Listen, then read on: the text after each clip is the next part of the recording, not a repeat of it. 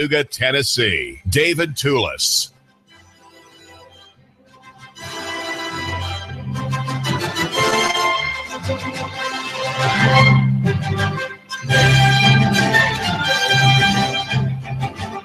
David Tulis here. We argue for a local economy and free markets. And I like that rubric because I can cover just about everything that matters and everything that might interest you, my listener here at Nooga Radio. We are Nooga Radio, AM 1240 and FM 92.7. And also out in Ottawa, 95.3 HD4. That's high definition 4. Our show covers these topics because we have to understand that for there to be prosperity, for there to be an expansion of our options, a pushing back of the horizon line, if you will, in our minds and in our spirits, there have to be certain essential things.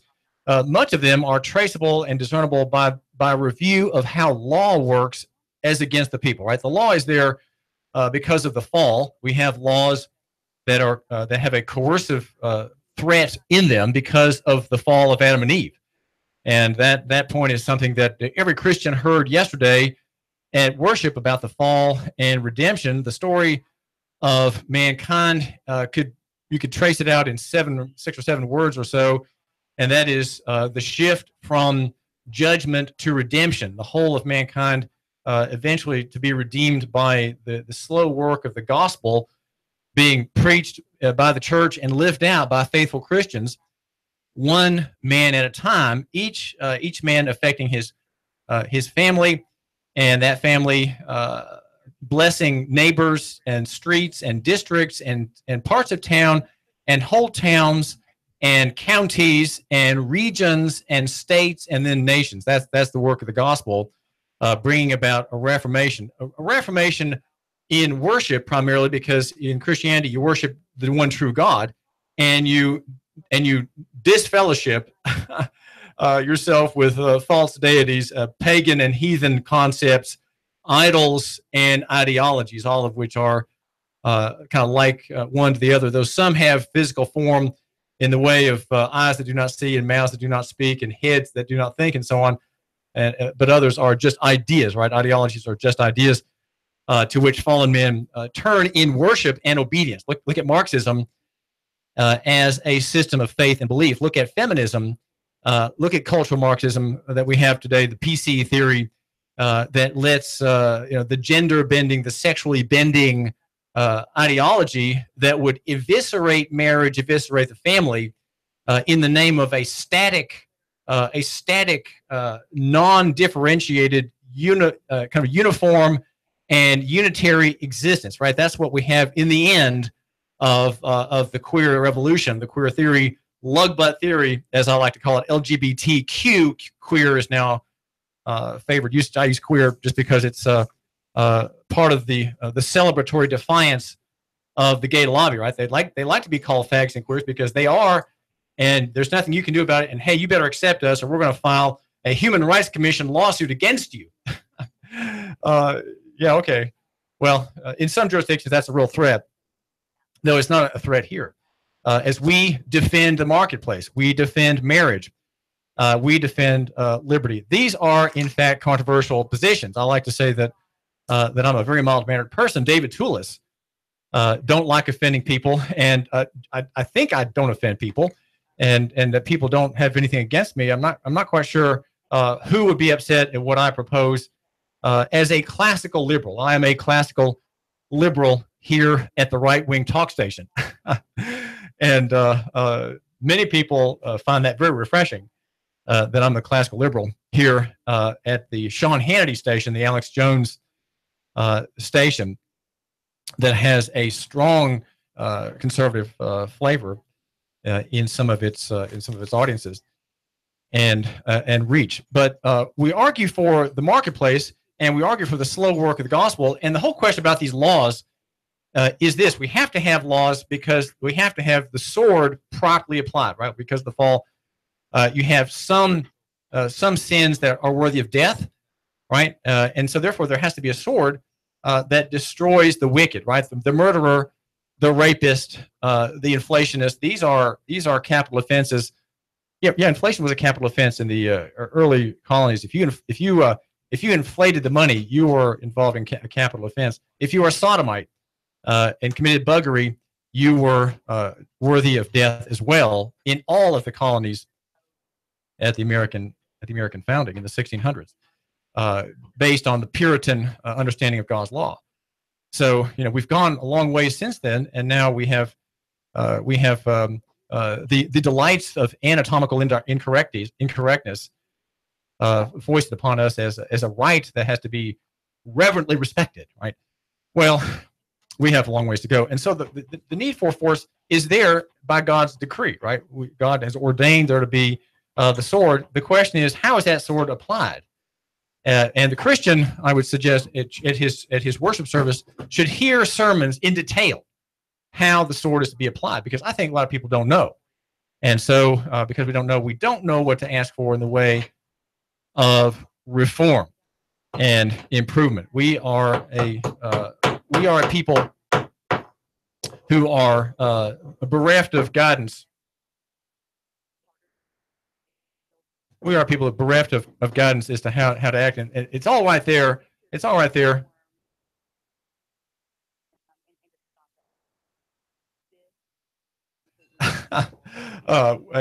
We have somehow forgotten that we have the New Testament, which focuses on personal salvation and personal living, holy, righteous living as an individual. But the Old Testament is all about government. It's all about laws, cities of refuge, capital punishment, restoration of stolen goods. When you can kill someone who's breaking into your house, there is a rule on that. When you can kill an intruder in your house, sometimes you can, and sometimes you can't. Well, when? How do you know which to do? Modern laws often reflect these statutes, which are given as holy by God through Moses, who penned the first 5 books of the Old Testament. So there's a lot of, you might say there's a lot of polity, a lot of social theory in the scriptures. Now, we're looking at the law, and we're looking at abuses of law. And we do that because we think that if there's less abuse of law, there'll be more prosperity, and you'll be richer, right? You, in the end, will be, my listener will be a richer man, because your context in your life here in Chattanooga and in Hamilton County, it favors capital creation, favors risk-taking, favors the family, and enforceability of contracts. These are things that if there's less if the world is sliding less away from you and you think it's coming toward you, then we'll all be more prosperous. And that subtraction against you, of course, is happening in silence in many ways. That's through the Congress criminalizing innocent activity again and again. And also in the states, Governor Haslam is permitting the injection of fiat currency into the state's economy without resistance. I mean, the Governor Haslam is a Presbyterian elder. You'd think he'd know about the Westminster Confession of Faith that forbids elastic currencies such as the U.S. dollar. It forbids it. It just simply forbids it as criminal. These are criminal acts by national government of Washington, and our Presbyterian elder, Governor Haslam, has not made objection. I mean, he should at least write a memo to somebody, right? At least start there, get the ball rolling with a discussion about the general equity therein of that monetary system. So we have these large systems, and you're going to be richer. You, my listener, are going to be a richer man if these systems stop working against you, right? And just completely stop. Now, they face their own stoppages from their own collapse, because we're promised in the Proverbs that the wicked man digs a trap and he falls into it himself. That's what's going to happen in this national economy that is written against them. Of course, it's written against you. There's a story. I printed a story out this morning about the Jackson Hole event. I wasn't going to say much about it, but the headline kind of tells the whole thing. And just in a nutshell, the headline is "Central Bankers Can't Savor Their Stimulus Success." And the problem with these gang members, Grandma Yellen is the white-headed one there in the middle. On the left is Hayoko Kuroda, governor of the Bank of Japan, and then the chief gangster in Europe is named Mario Draghi, president of the European Central Bank. They're at the Economic Symposium in Jackson Hole, Wyoming, and the story is about how they're not getting the bang for the buck in their new dollars, right? The new euros, the new dollars, the new yen created ex nihilo in the trillions of units to stave off collapse. And of course, Japan's been fighting a deflation for a couple of decades, and it just can't seem to get out of that, despite the creation of trillions and trillions of yen in value. Right, that's what we're supposed to be happening when banks go into debt to their bondholders and to their private owners, making this new monetization of debt, making money from debt. Right, money that's supposed to be valuable, but it's really just a sign of debt payable to somebody in the future in unknown, payable in unknown units in the future. We're hurting badly locally. But to get to my point, all this is just kind of by the way. I want to get on with what I've got to say here about Donald Trump and the story about a reversal, a story broken by the Associated Press. And I'm looking at WRCB.com. Go there to read about the rollback on limits to military gear for police. That is something on the agenda for City Council tomorrow. In innocuous paraphernalia, a grant of $133,789 being considered by the City Council, and it's an irresistible thing to petition for these funds for boat motors, for essential equipment, for phone units, whatever those are, chairs for training. There's some special training chairs. There's also a K9 bite suit and command boards. Now, this is a grant that runs for a period of October 2017 to September 2020. The Chattanooga Police Department's part of that is $90,976, and the Sheriff's Department portion of that amount is $42,813. Right, those last $3 bills, slightly wrinkled, and the total of all those dollar units, which are to be petitioned for by the city and the county, is $133,789 big ones, through the Justice Assistance Grant, through the Department of Justice Office of Justice Programs.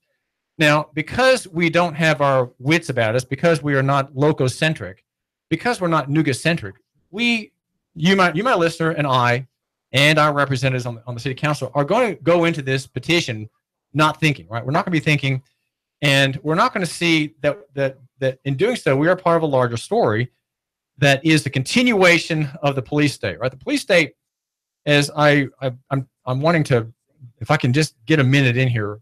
If someone would just quit talking and let me have a word, I'll get it out.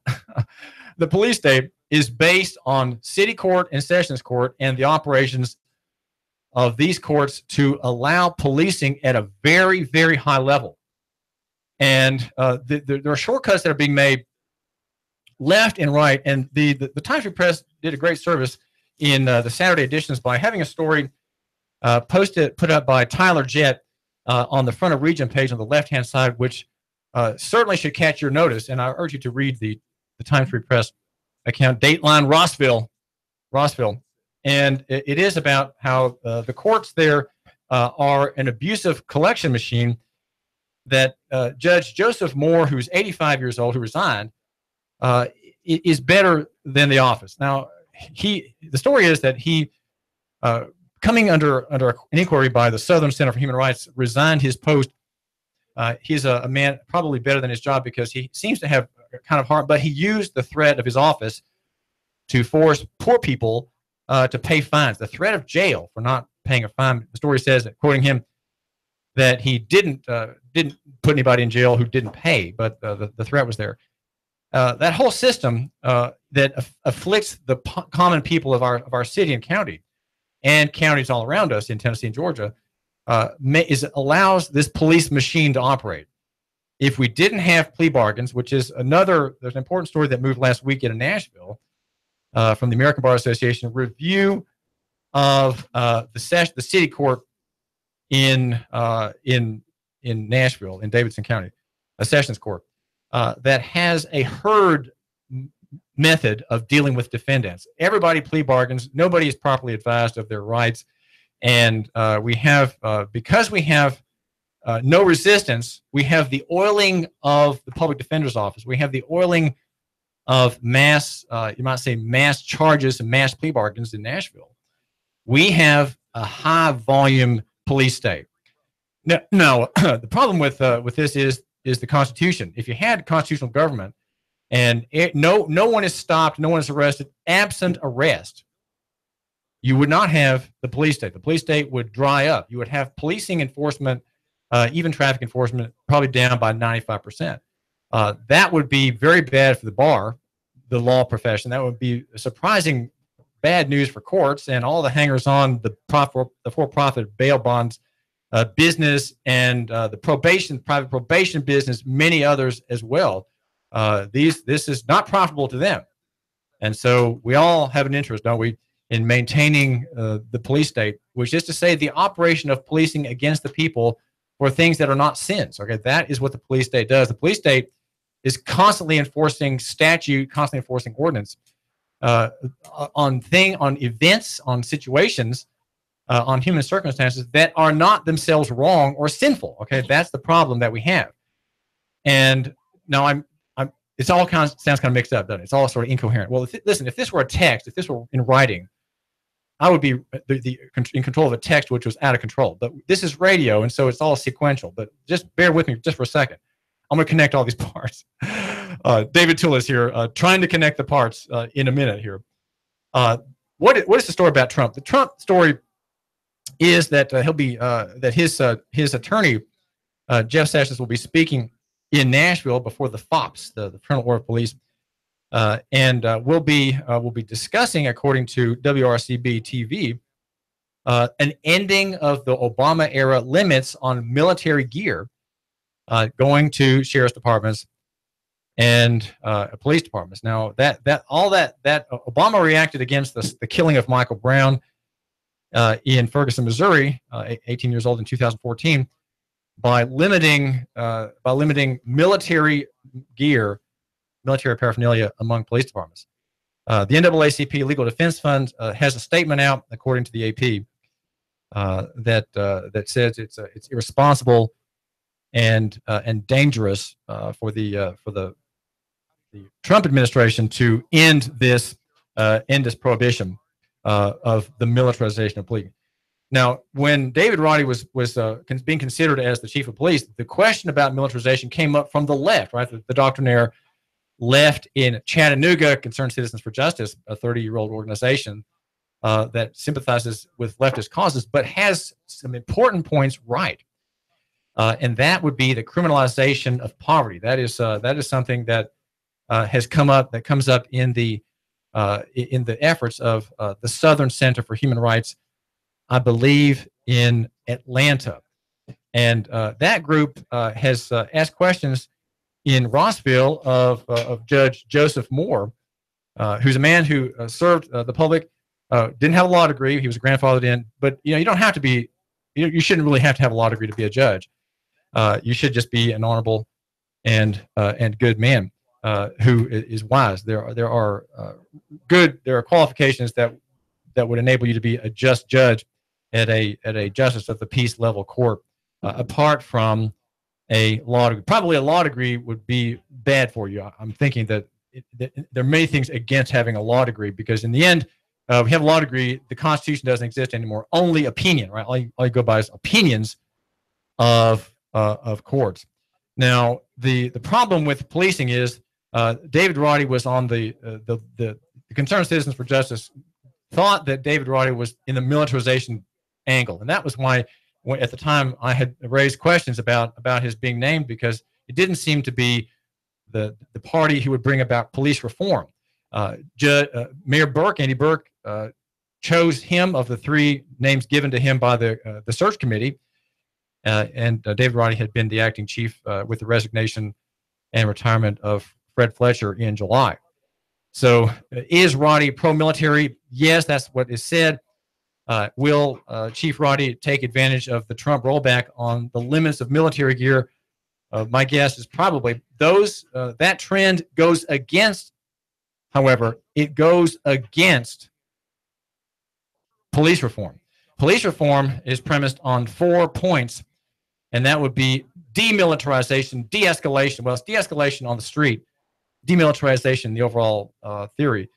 But demilitarization would have as three of its other points: the use of cover, time, and space to save human lives, to save from execution, to save from death members of the public who've done nothing worthy of capital punishment. We have people lawfully allowed to be slain today who've done nothing worthy of capital punishment, and yet it's done sort of on the spot in the moment by the officer. City employees in Chattanooga and East Ridge can execute people, that is to say, kill them, right, on the spot if they do certain things wrong. How is that? How do we have this extrajudicial killing permission in the statute? Police reform would start working at that and eventually bring public consensus to change the statute and forbid executions and require that people with mental problems and the like be dealt with great patience and lenity and conversation. You might say local economy. In-depth traffic, news, and information. Mornings on Nooga Radio, AM 1240 and 92.7 FM.